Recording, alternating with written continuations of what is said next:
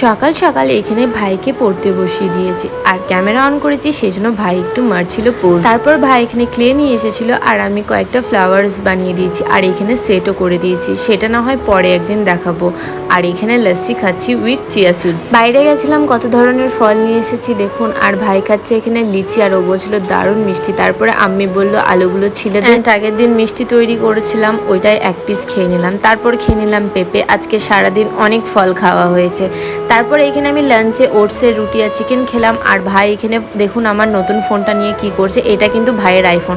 তারপর এখানে হঠাৎ বৃষ্টি নেমে গেল আর আমি প্যাকিং করছি, কারণ আজকে ভদ্রলোক চলে আসছে। আর এখানে ভাই দেখুন মানে হাই করছে, আর বাবু আছে প্রচন্ড এক্সাইটেড, কারণ বাবুর ভাই আসবে বলে। তো এইদিকে দেখুন আমার কিন্তু আলমারিটাও একদম প্রপার আজকে গোছানো আছে। এখন বাজছে 9:10 আর কিছুক্ষণের মধ্যে ও চলে আসবে।